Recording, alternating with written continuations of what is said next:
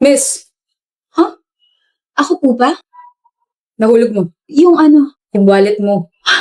Hala kuya! Thank you! Hindi dahil sa'yo, baka kung ano na nangyari. Nandito pa naman yung mga ID ko, tapos yung pambayad ng tuition ko. Thank you. Kuya. Makakuya naman to. Hindi naman tayo magkapatid. Jason. I'm Jason. Hello, Jason. Thank you talaga. Pero, dito ka pala nag-aaral? Yep. Bakit mo natanong?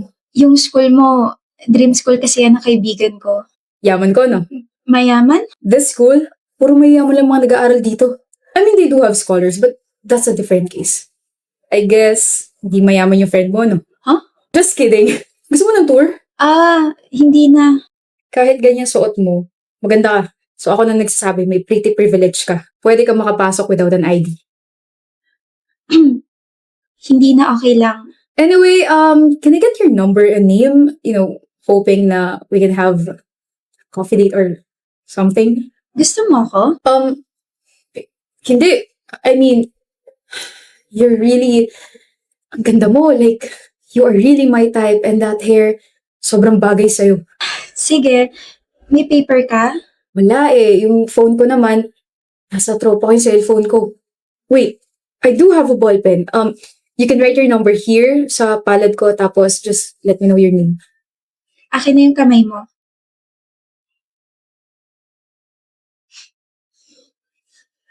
Okay na. What's your name? Maya. Nice to meet you, Maya. Nice to meet you din, Jason. Tawagan na lang kita, Maya.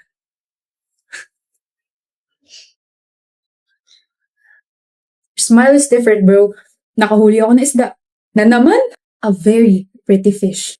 Name, Maya. Nahulog yung wallet niya and of course, sinaoli ko. Then, we had a small talk and I got her number. We, ito. 092761. Yes. Bakit? She gave me her number pero kulang ng 3 numbers. Hindi ka ata yung type, bro. What the heck? What now? Nawawala. Huh? My watch and my 2 gold bracelets are missing. Akin na yung kamay mo. Nice to meet you, Maya. Nice to meet you din, Jason. Wow. Isang magandang relo. Tapos 2 gintong bracelets. Hanap ka. Jackpot na. Ikaw na may pinakamalaking halaga na nabigay ngayong araw. Ginamitan mo siya ng wallet technique mo, no? Oo, pero syempre, ginamitan ko nito. Ganda ko eh. I knew it. Grace. Shh. Boss naman. Huwag mo gamitin yung real name ko. Maya. Yes? Dahil ganito yung mga binigay mo, magpahinga ka muna ng 1 linggo. 1 week lang? Gawin mo ng 2 weeks? Aba, humirit pa siya. Nakuha ko rin yung wallet niya eh. Ba't yung wallet ko? Matinig ka, ha? Ay, salamat, matatanggal ko na tong wig na to tsaka tong makapal kong makeup. Bumalik ka in 2 weeks, ha? Sa ibang lugar naman tayo. Yes, boss. So, what do you think? No. Happy anniversary, Max. Love. Mahal nito. Eh kasi naman, napansin ko na palagi mo tinitignan yung cardigan sa store. Huwag ka, may initials mo pa yan sa baba.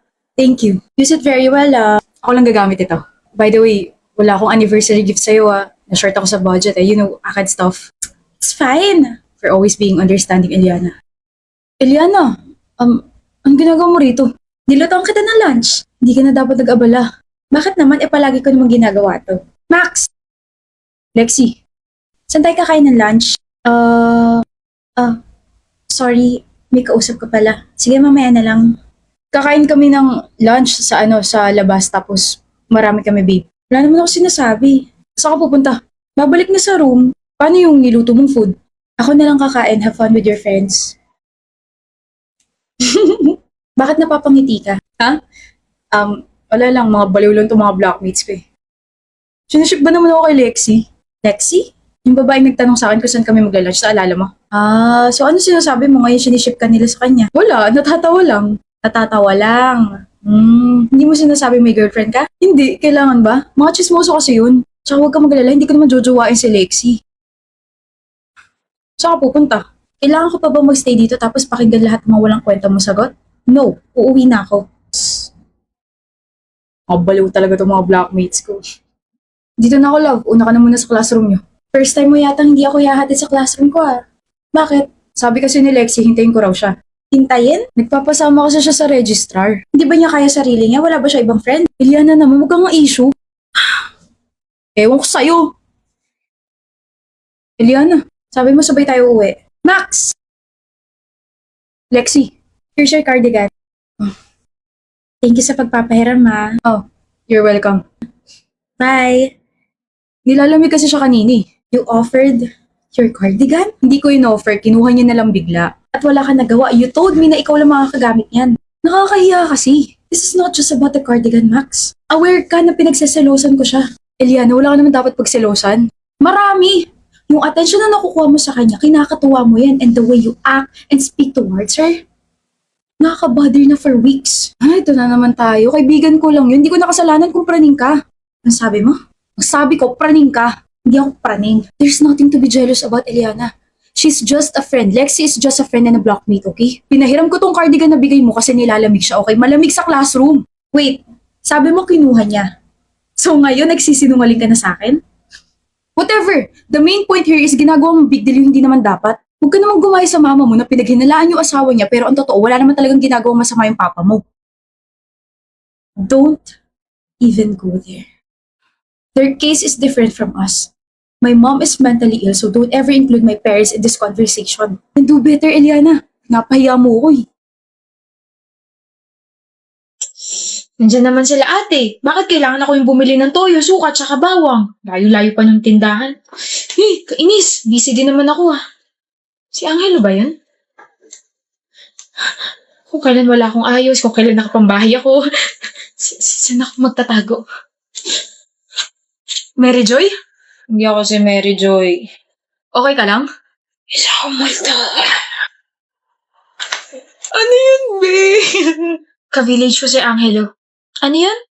Nakasalubong ko siya last week, tapos wala akong ayos. Ang malala pa, nagpanggap akong multo, tapos kinulat ko siya kasi nakilala niya ako. Lagi na lang kami nagkakasalubong na ganyan yung ayos ko. Ano? Hindi kita marinig. Tanggalin mo kaya yung earphones mo, hayop na to. Sorry, ano ulit yun? Si Angelo, ka-village ko. Ka-village mo, si Angelo na crush mo? Sige, isigaw mo pa. Sabi ko na, ikaw yung nakita ko last week eh. Buhok mo pa lang, kilala na kita eh. Alam mo, Mary Joy, huwag ka na kasi mahiya kapag nagkakasalubong tayo sa village natin. Hindi ako yon, ikaw yun. Hindi ako yon, ikaw yun, bestie. See? Well, I cannot see, excuse me. Saan ka pupunta, Bunso? Bibili ng chichiri, ate. Na ganyan, yung eyes mo. Angelo? Mary Joy! Nakita na naman tayo. Wow, grabing coincidence naman to. Like, dito pa talaga tayo nakita sa kalsada. Like, wow. Mukhang galing ka sa galaan ah. Okay. Ganito yung ayos ko. Naka-dress ako, naka-clip ako, oo. Same. Kita na tayo sa school? Magkikita tayo sa school? Oh, classmates tayo sa ibang subjects, diba? Oo nga naman. See you.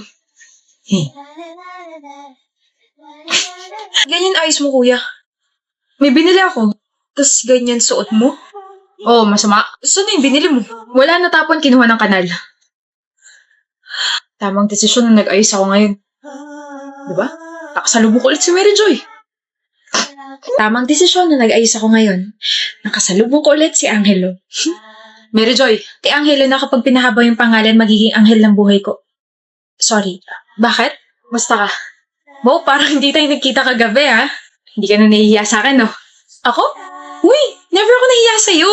Bakit kapag nagkakasalubong tayo, ganun lagi reaksyon mo? Kasi wala akong ayos nun. Bulo pa ng buho ko, kaya nahihiya ako. Actually, hindi talaga ako gumala kagabi. Tag-ayos ako kasi, baka makasalubong kita, tapos ayun, ganun na ngayon nangyari. Same. Anong same? Tuwing nagkakasalubong tayo, nahihiya rin ako kasi wala akong ayos kaya nadala na ako. Hindi rin talaga ako gumala kagabi. Galing lang ako sa bahay. Kunwari bibili, pero nag-ayos talaga ako kasi gusto kita makita.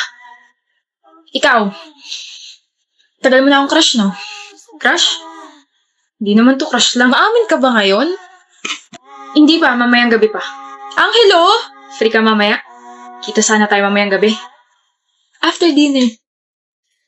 See you. Okay, after dinner. Alam mo, MJ, tama ka. Matagal na kitang crush. Matagal na kitang gusto. Una kitang nakita sa misa tapos ayun, bigla na lang kitang na-miss. Teka, pangit pakinggan. Parang nambibigla ako. Basta gusto kita. Kilig naman to. Na magustuhan niyo itong niluto kong egg rice. Nabunggo yung babae!